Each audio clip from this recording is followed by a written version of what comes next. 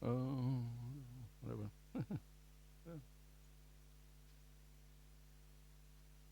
Oh. Gopal Chapala.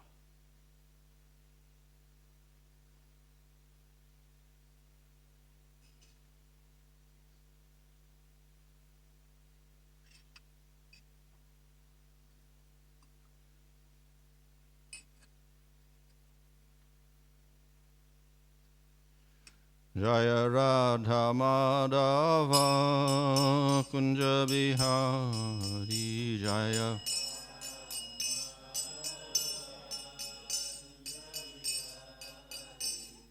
Gopi Vallabha Girivaradari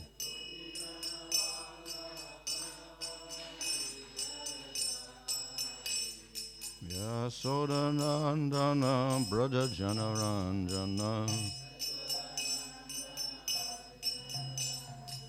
Yamunatira Vanacharya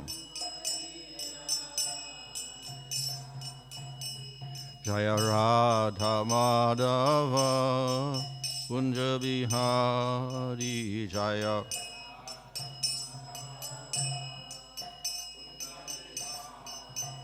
Hare Krishna Krishna Krishna Hare Hare Hare Rama Rama Rama Hare Hare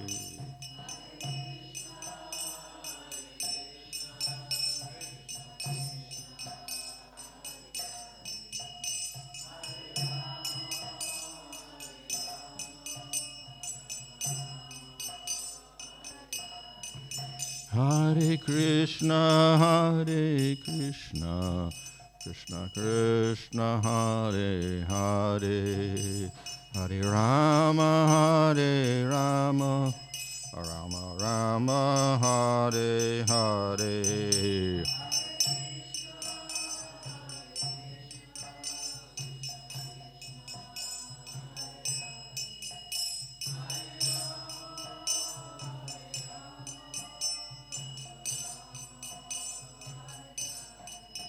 Jaya Prabhupada Jaya Prabhupada Jaya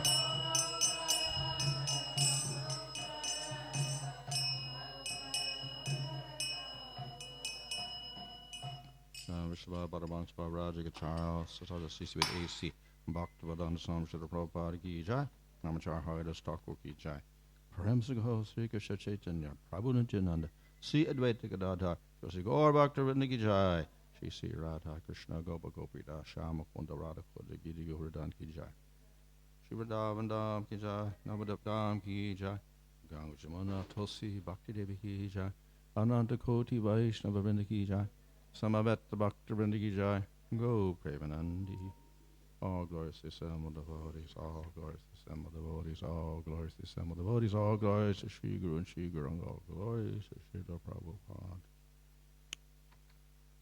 Okay. 51.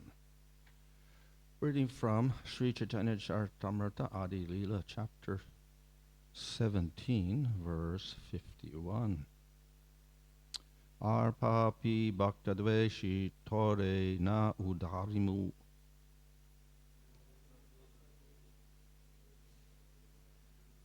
Kote jama e mate hidaya kauryamu.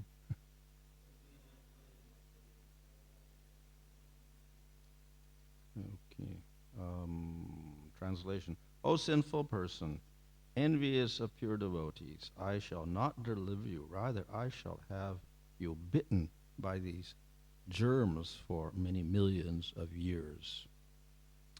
Purport, we should note herein that all our sufferings in this material world, especially from disease, are due to our past sinful activities. And of all sinful activities, actions directed against a pure devotee out of sheer envy are considered extremely severe. Sri Chaitanya Mahaprabhu wanted Gopal Chapala to understand the cause of his suffering. Any person who disturbs a pure devotee engaged in broadcasting the holy name of the Lord is certainly punished like Gopal Chapel. This is the instruction of Sri Chaitanya Mahaprabhu. As we shall see, one who offends a pure devotee can never satisfy Chaitanya Mahaprabhu unless and until he sincerely regrets his offense and thus rectifies it. So this story is concerning offense against a devotee. And this person who was proud and disrespectful, Gopal Chapala, was envious or resentful because Srivas Thakur every evening would have kirtan with Lord Chaitanya and his followers in his house. And he would lock the door so that outsiders could not get in. And all night, the devotees would be doing kirtan and having ecstatic symptoms and having pastimes. So he was outside and he was very envious and thought, well, why can't I come in or other people come in? This was at the beginning of the Sankirtan movement. Lord Chaitanya previously had not shown signs of being a devotee, but rather a logician. And he would like to defeat people by his intelligent argument and logic. Then he went to Gaya and he met his a Vaishnava Diksha Guru. He took initiation, and his Diksha Guru told him to chant the holy name. So then suddenly he became a great devotee. And when he came back to Mayapur, Navadvip, suddenly he was a devotee who only was dedicated to Krishna and chanting Krishna's name.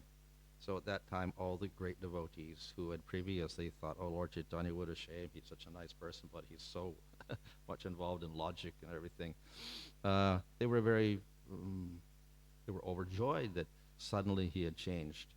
And Lord Chaitanya then began the Sankirtan movement. So all the devotees of Navadvip and Mayapur joined together, and in Srivas Pandit's house, they would have these kirtans every night. And this went on for about 1 year, but they would lock the doors.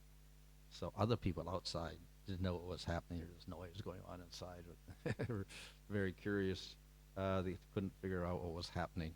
And they were wondering why the doors are locked and nobody else can get in. So, of course, after 1 year, Chaitanya Mahaprabhu himself was doing kirtan one day, and then he said, I'm no longer getting bliss. And then he said, well, I'm no longer getting bliss is because we're doing this kirtan in a closed environment where no one can take part. And the whole purpose of kirtan is everybody should hear, everybody should take part. So from now on, you should go out and tell everybody to chant the holy name. So in that way, he no longer had a locked door, and kirtan was open for everyone. But during this period when the doors were locked, then we have a person like this Gopal Chapala, who was very envious. So his insult was a little bit indirect, we could say, because he just put some paraphernalia for worshiping Durga Devi in front of the locked door. So the worship of Durga Devi, of course, is ultimately Vedic and whatever, but also a lot of the worshippers of Durga Devi and Kali especially take part in more condemned acts like this, especially the tantrics. And they take liquor and meat and fish and whatever. So by putting all these items in front of his door, he hoped to criticize Srivas Pandit and say he's this low caste person who's involved in drinking and whatever like that, worshiping Durga Devi in a very tamasic way. And then Srivas Pandit saw the things out there, and he knew somebody was causing some mischief. So he said, okay, yes, I'm a worshiper of Durga Devi, etc. So he just tolerated the offense. But then what happened is then Chapala Gopala got leprosy.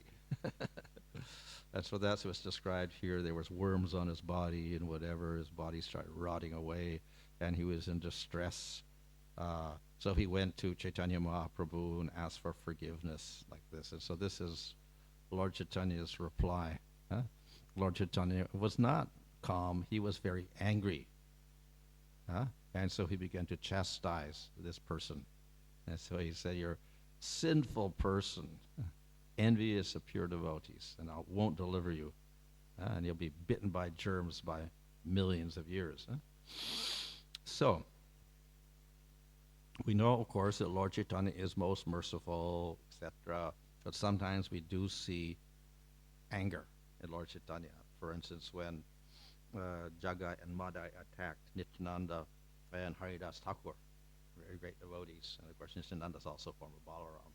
And they actually wounded Nityananda on his head, and his blood was flowing out. So when Lord Chaitanya heard about that, he became very angry, and he went to punish Jagai and Madai also. But then Nityananda intervened, and then finally Lord Chaitanya blessed the two rascals, and they became great devotees. So this is another example here of Lord Chaitanya being very angry. So in the purport, Prabhupada explains that yes, the Lord is very merciful, and even if you commit offense against the Lord really doesn't become angry. Why should he? Because it doesn't matter to him. But he does become angry when you offend the devotee. And therefore, we find the great anger of Chaitanya Mahaprabhu in this case. Even though he's the most merciful, nevertheless, you offend the devotee, then you'll get some very bad results. So Prabhupada in the purport also mentions that our suffering in this world is due to our past sinful activities. The suffering, of course, in this case was the person getting leprosy, and then having to suffer that for the rest of his life. And in general, sinful activities will cause suffering in future lifetimes. So sinful activities refers to, ultimately when we talk about papa or sin, it means, of course, we're breaking the scriptural laws and doing things we shouldn't do. But when we look at all these things, they're actually violence against other living entities, which is unjustified. That's what a sin is. So it may just be verbal, maybe physical, maybe killing the living entity or whatever. Somehow we interfere with other living entities, and then this becomes a sin. There are, of course, exceptional cases. So it's not always sinful. We have to kill plants to eat or whatever. You have to survive somehow or other. You have to drink water. In the water, there may be some bacteria, and you're swallowing them or whatever. So just to live, there's some sinful activity permitted. Those don't cause much of a problem. Still, there is a little problem, but not so much. But when it becomes unnecessary sin, we don't have to harm another living entity. We don't have to kill another living entity, yet we do. Then that becomes a problem for us, and we have to suffer greatly for that. So that's sin. So then we have aparad, Vaishnava aparad. It's also a sin because it's violence against a devotee. But it's the worst type of violence because it's a violence against the most exalted person. So according to the level, the sin is less or more. So you take a lower living entity like a plant and you kill the plant. It's less than if you kill an animal because the consciousness is lower. And among animals, there's lower animals and higher animals. So a worm is an animal, but then if you kill a dog, it's much more sinful. Or you kill a peacock, it's more sinful. And then if you get to a cow, it's most sinful among all the animals because the cow is considered to be the topmost animal. So in this way, we get various grades of sin, and according to that, then you suffer more as a result of the violence. And then higher than the animals is the human being. So if you commit violence against a human being, that's even worse than the animals. But then among human beings, we have categories also from lower to higher. So we have the Malechas, the Chandalas, we have the Sudras, and the Vaishyas, the Kshatriyas, the Brahmanas, and we talk about you kill a Brahmana, that is so much sinful, but go around Tulsi Devi, you can get rid of the sin of killing a Brahmana. So the sin of a Brahmana, killing a Brahmana is considered very, very great, because he's the best of the human beings. But higher than the Brahmana is the devotee, the Vaishnava. So if any way you commit violence against him, that's the worst type of sin. Huh? So that's what we call the Vaishnava aparad. So you'll get suffering, as in the case here we see that Chapala Gopal got leprosy, so that's a reaction.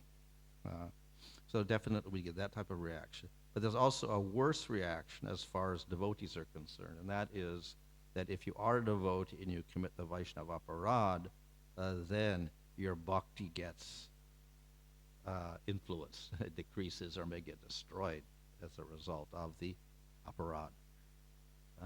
So that's a more serious result for the devotee. They don't care so much about physical reaction, but if their bhakti disappears, that's really a big tragedy because it may take many lifetimes before they can start bhakti again. So that's the most serious effect, that it actually destroys bhakti when it becomes very, very serious.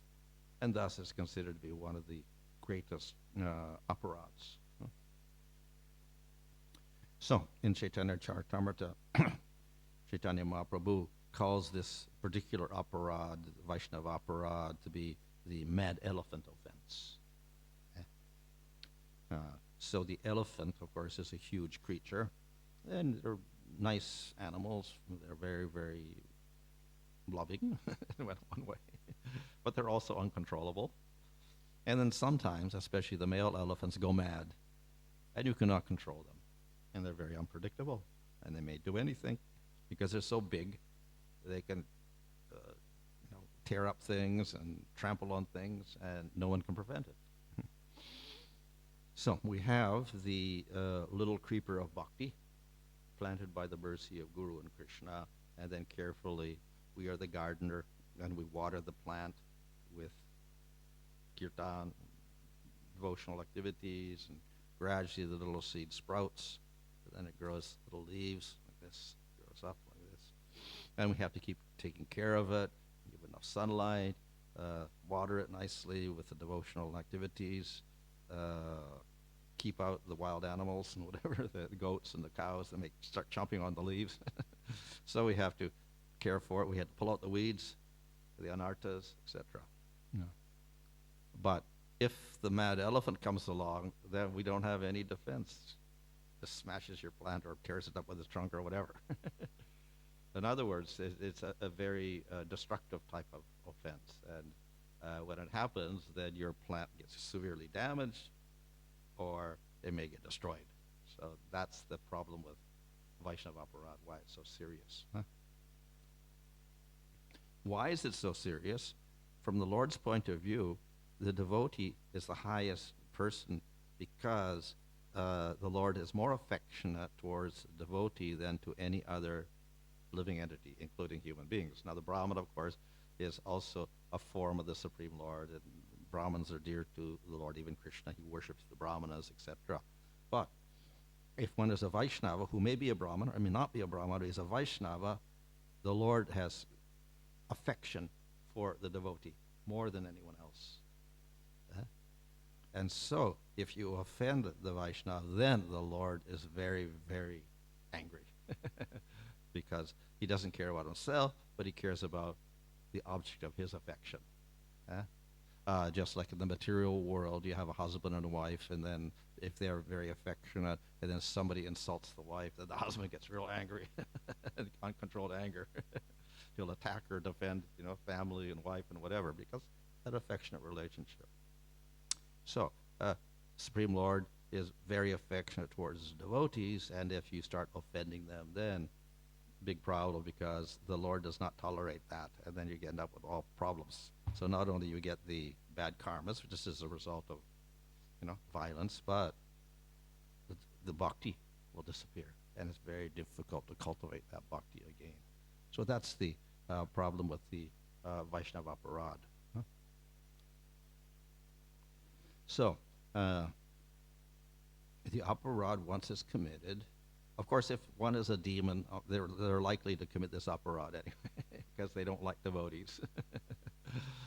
So this kind of ensures that they'll never become a devotee. The more they persecute the devotees, then the more the Lord hates them, And so it's very difficult for them even to develop faith and practice bhakti because of that. But if you are a devotee, then the possibility is that if the aparadha is serious, then your bhakti begins to decrease and decrease and decrease. It may even disappear. Now, the problem with the decreasing bhakti is, as your bhakti decreases, your taste to perform bhakti becomes less. But the only solution to the problem of decreased bhakti is to do more bhakti. But you don't have a desire to do the bhakti. So you're helpless, more or less. Huh? So if you commit the aparad, Vaishnava aparad, it's very difficult to get into that situation. Because you lose the taste, you don't want to do bhakti anymore. No enthusiasm for chanting, etc. So the remedy for this is to constantly chant. But you don't have any taste for chanting, and then it's so difficult. Unless you really force yourself to do it. Huh? It's very, very difficult. So it's very problematic. But anyway, one has to, if one realizes that one wants to perform bhakti and continue, then one has to follow the procedure. So one is that one has to continually chant. But that's not all. And Prabhupada mentions this in the end of the purport. One should regret his offense and rectify it. So one has to show sincere regret for the offense. That's one thing.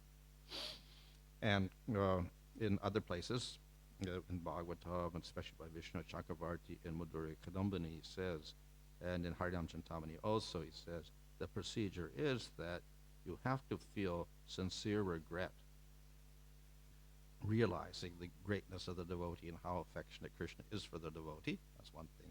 The other is, then, if possible, you have to approach that person who you've offended, and you must apologize. And if you don't do that, then your aparad, the effect of the aparad is going to stay there, and you cannot advance. So you have to follow the procedure and correct it by apologizing to that particular devotee with sincerity.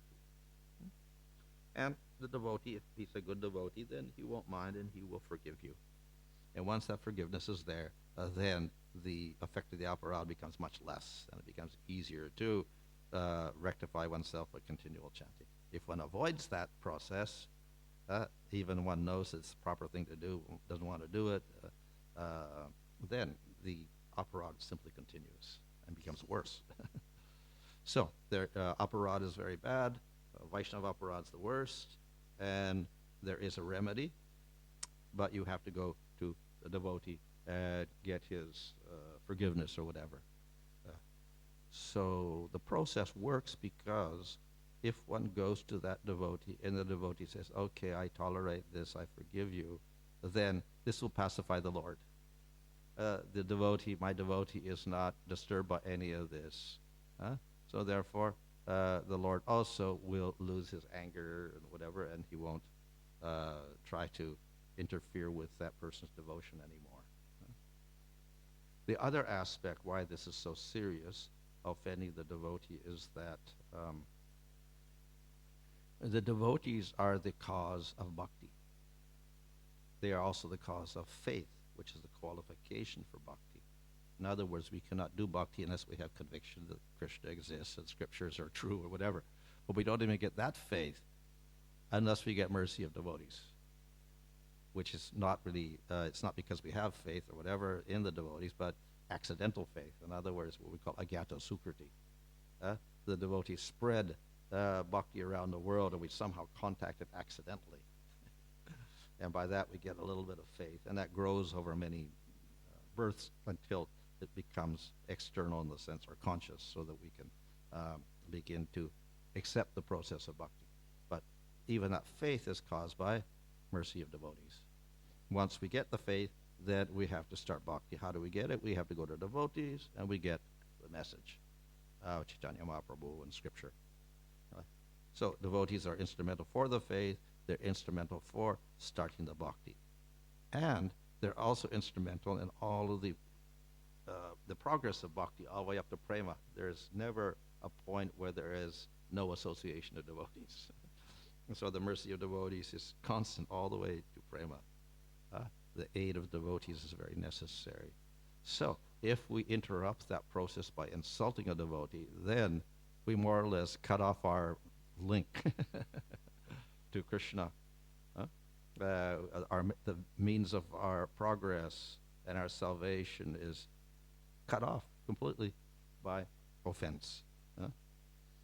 We may say, well, I'll offend this devotee, but I'll also say with this devotee. That doesn't work too well because Krishna is clever and he knows that your offensive mentality is still there. So committing offense against one devotee is committing offense against every devotee, more or less.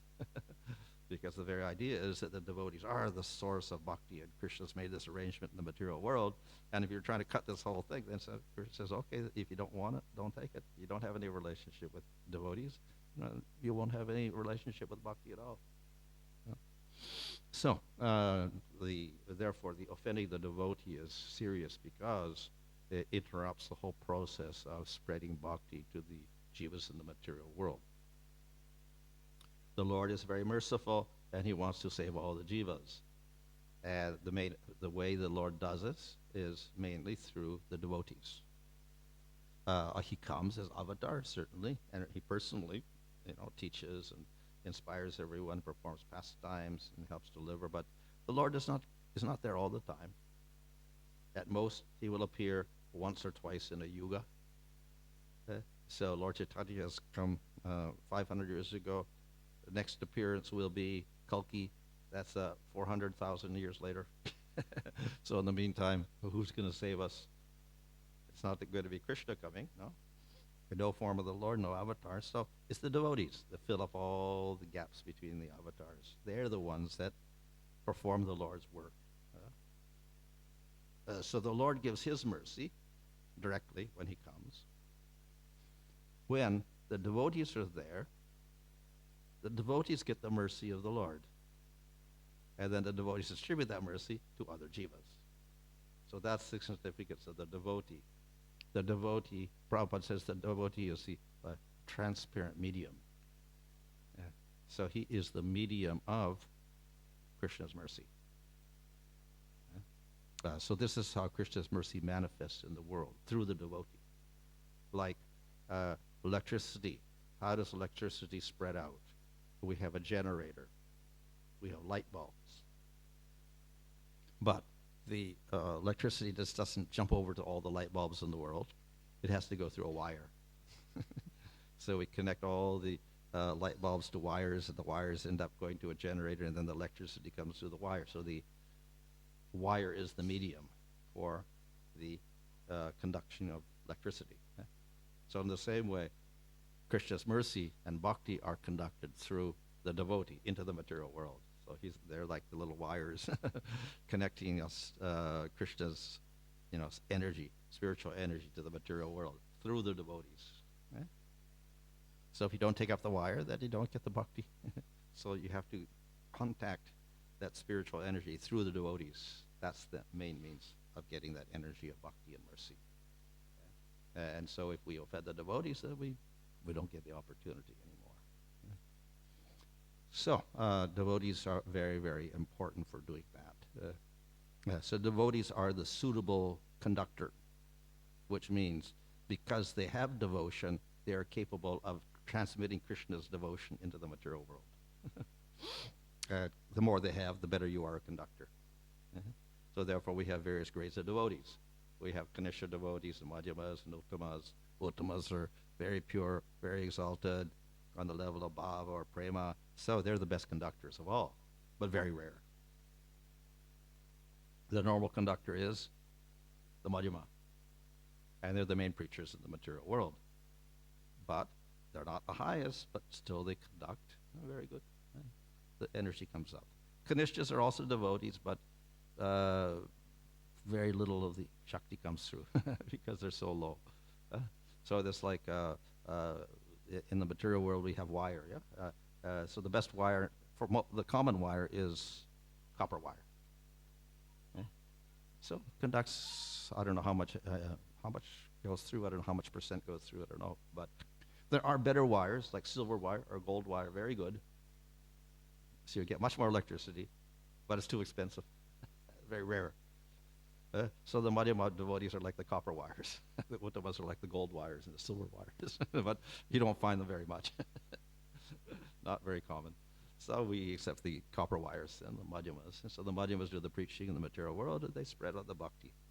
And so we say, okay, I only like uttamas. I don't want to care. I don't care about madhyamas. It's like copper wire or whatever. We're not getting all the energy. You offend all the devotees. Then you're rejecting the main means by which we get out of this material world. So Krishna does not appreciate that. So we have to respect the devotees. We respect all devotees, even those who are the lowest stage. We give respect because even those devotees are better than all the other human beings and all the living entities. And we're supposed to respect all living entities, because they're all servants of Krishna somehow or other, directly or indirectly. But if one is a devotee, it's much more direct, and the more advanced we are as devotees, of course, it becomes even more direct. So if you offend the devotees, the greater offense is for the greater devotee. You offend the greater devotee, the greater is the offense. But even if it's the lesser devotee, still, we have to be very, very careful. It's going to cause some problem for us. So in this way, we have to, if we offense is there, then we have to rectify it some or other as a devotee. Otherwise, it begins to destroy our bhakti, and we lose our enthusiasm for performing devotional service. Okay, any question there?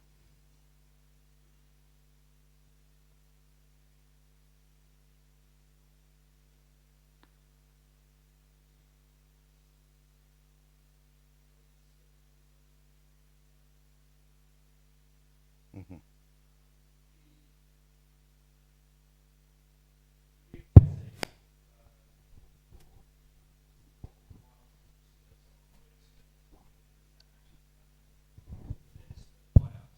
That's still sort of Yeah. Inadvertent disturbance of another devotee or offense or whatever. Technically, yes, as we see in the case of Rupa Goswami, and when he laughed, and then the sage was there who was crippled, and he took offense because he thought that Rupa Goswami was laughing at him, but it wasn't the intention at all of Rupa Goswami. He wasn't even aware he was there. It was accidental. But then the sage became upset and angry, so then it had some effect, and his taste for hearing Krishna's pastimes decreased. So we can say even it's unintentional, then there will be some effect. But the more serious effect will be when it is done with full awareness and some hatred or envy or something like that. Then it becomes much more serious. So if we notice someone's disturbed by us, should we try to, we can't really change people's minds, but try to rectify that in some way, give service? Well, if you notice it happening, then maybe there's some reason for it. I don't know. It could be a reason for it, that you're doing something strange or whatever. So we should do that. If it's impossible to figure out, then maybe it's better avoid them so we don't disturb them. That's all.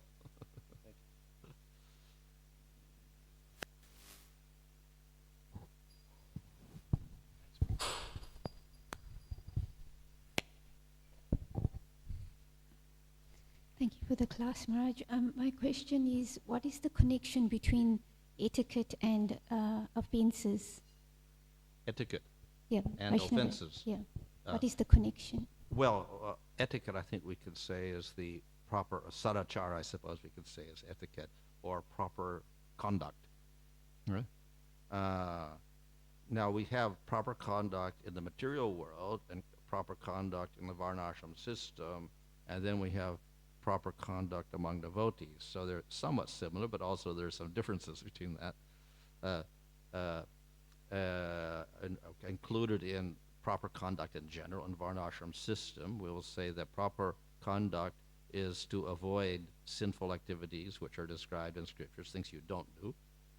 So you avoid all sinful activities, and you also do those things which are considered punya, those things which are recommended for gathering punya so you get another birth, etc. So that's the varnashramic slant on what is sadachar, proper conduct.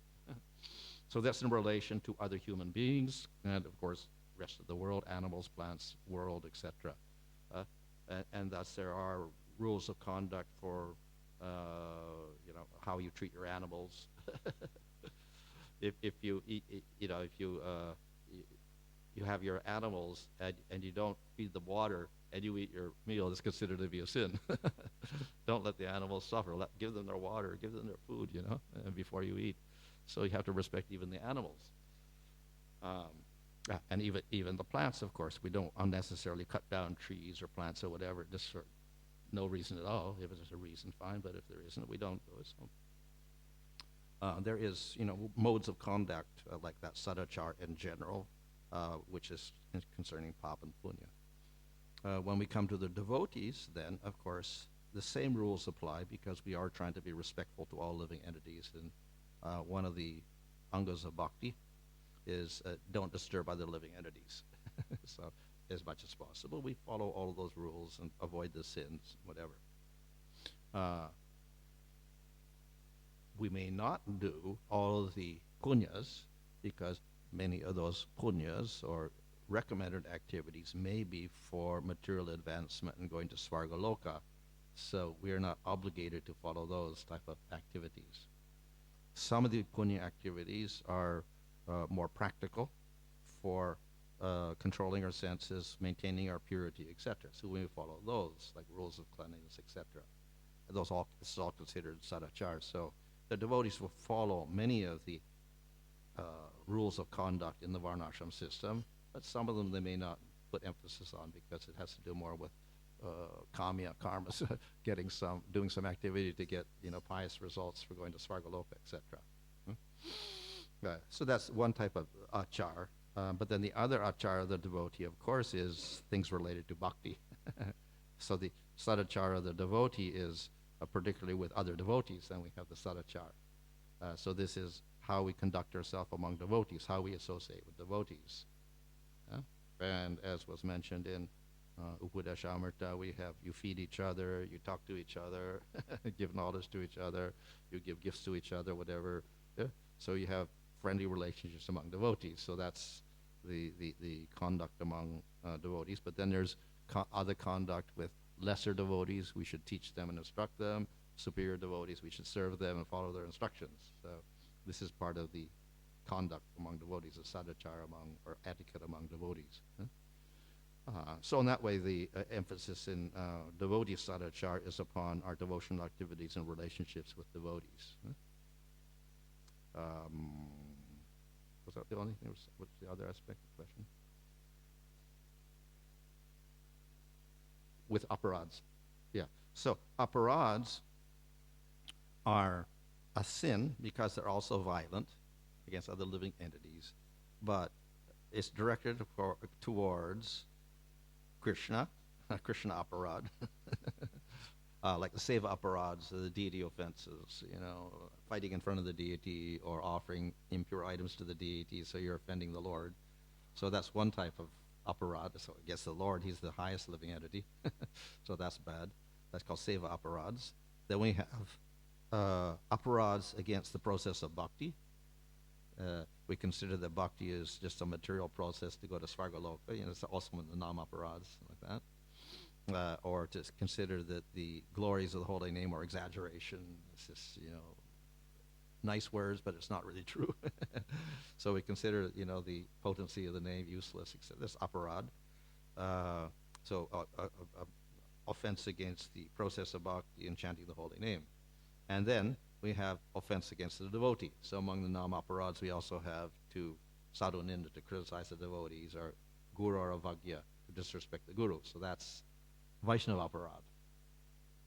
So there's aparad against Krishna, aparad against the name and the process of bhakti, aparad against devotees, and lower devotees and higher devotees, etc. So these are also sins, but as Prabhupada mentions in the prayer part, are actually very serious sins because they influence our bhakti also. You can get the bad material results, the bad karma, in terms of suffering from those. But the worst result is that you also start destroying your bhakti. And of those, then the most serious one is the offense against the devotees. That's the most serious one of all. As I said, Krishna doesn't, if you offend Krishna, he's not so much concerned about that. But if you offend the devotees, that becomes more serious. So therefore, the bhakti really suffers from that.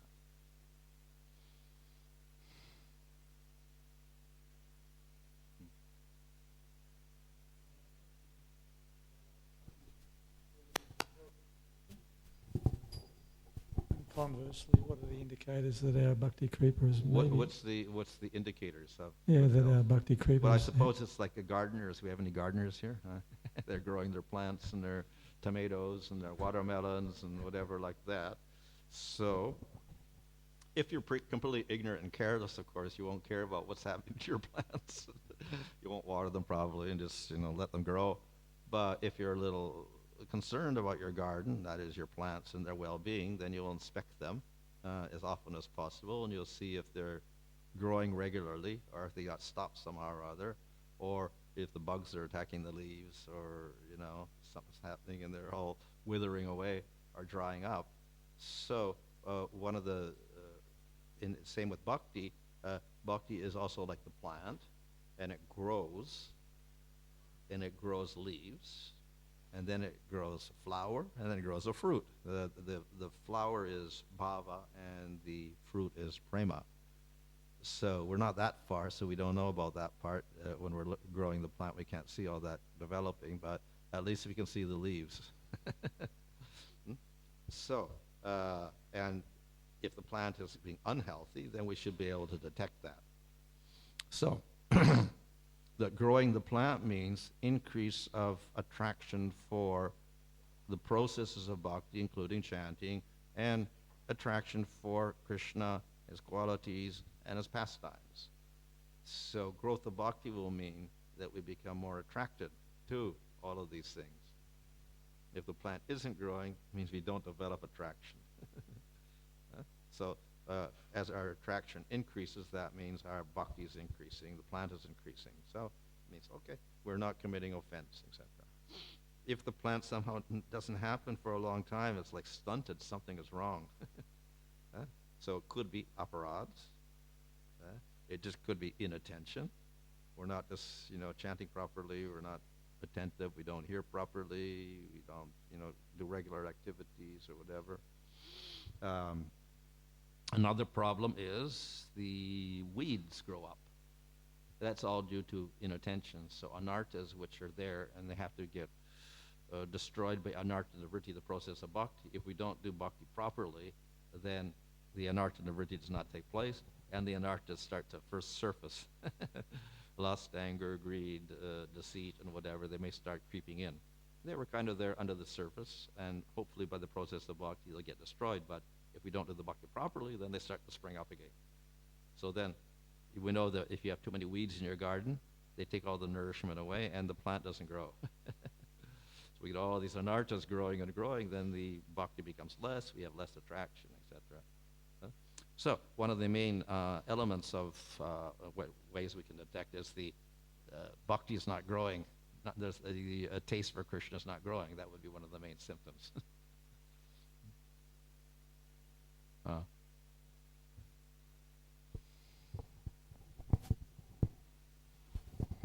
Hare Krishna, Maharaj. I just want to ask a few questions about Tulsi Adi, or about Tulsi actually, because it's a quite intriguing part of our process. We do it every day. My first question would be, where did it come from along the Vaishnav line?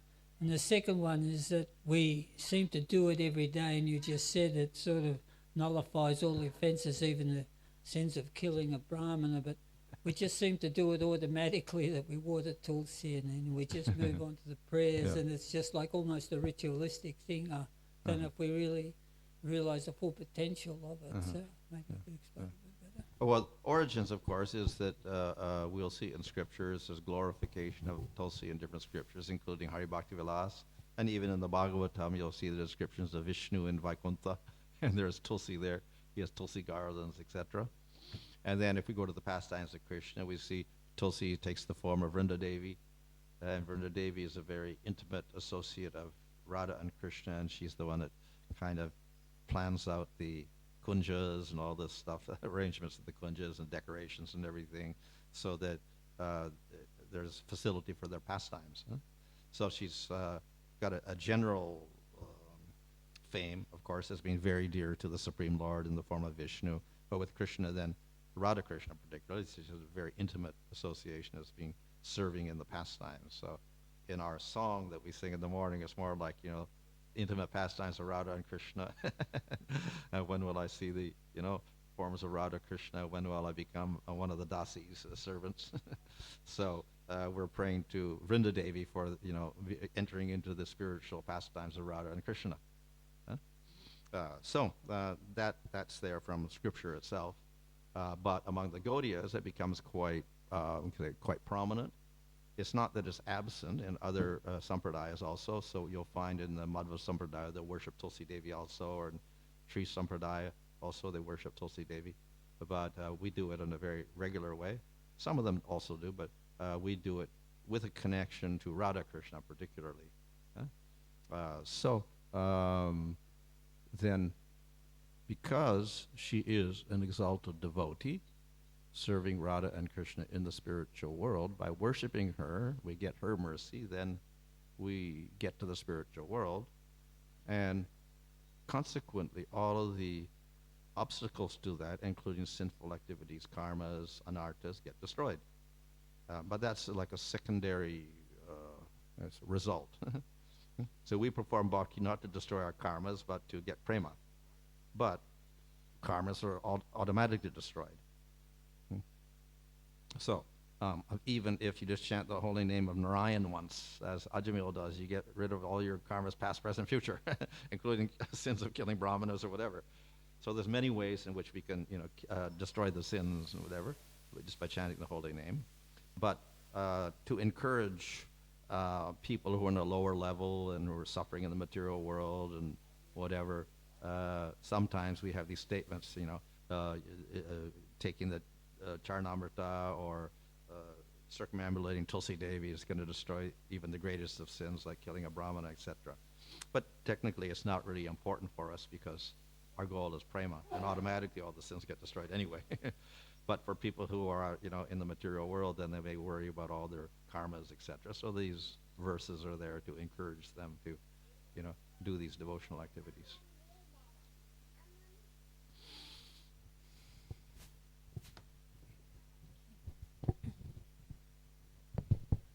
Thank you for your talk.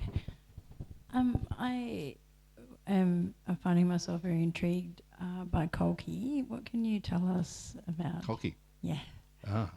Well, we don't have, the only information we have is information given in Srimad Bhagavatam. If you read the last section of the Bhagavatam after Krishna's pastimes and Krishna's talk to Uddhava, then there's some discussion of the age of Kali and the end of the age of Kali.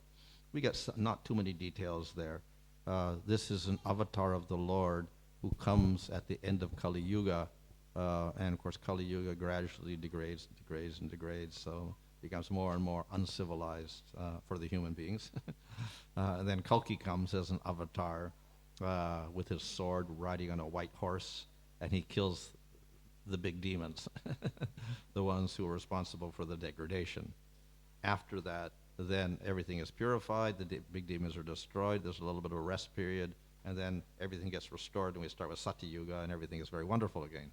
So he's the instrument for purifying the world of all the great demons at the end of Kali Yuga, basically. That's what he does. Rupa Goswami says that Kalki actually is a Shaktavesh avatar. He's a jiva with special powers. And the reasoning is that the Lord is known as Triyuga. He appears in 3 yugas. So then what happens in Kali Yuga? Then he can't appear. But he should appear, because Kali Yuga is also got jivas in it and human beings, so the Lord should come, and especially as the Yuga avatar. So he says the usual process is that a Shaktavesh avatar comes. So it's kind of the Lord, but it isn't the Lord. So in that way, the idea of Triyuga, appearing in 3 yugas and not Kali Yuga, is still maintained. At the same time, the Lord does come because he empowers a jiva to guide the people and rescue the people of Kali Yuga. Of course, there are exceptions, and that is Chaitanya Mahaprabhu. He's actually non-different from Krishna, so he's not a Shaktavesh avatar, but he also maintains the status of being, 3 yugas, etc., by covering up his powers. So he's called Chanda avatar, or covered avatar, and he doesn't display all the powers of Supreme Lord. He acts as a devotee, a human being devotee.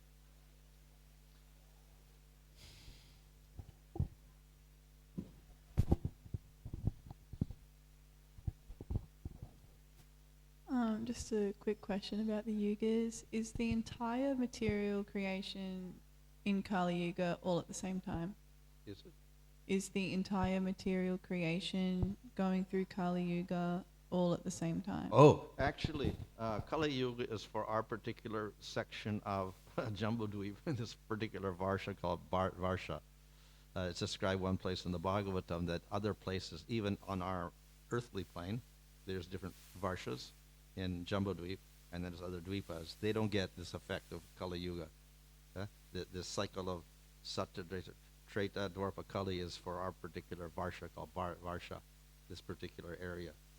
Other places don't have it. What to speak of heavenly planets and hellish planets. And so it's just our particular karma or misery that we get all these higher to lower, degradation. Okay. Oh, fine.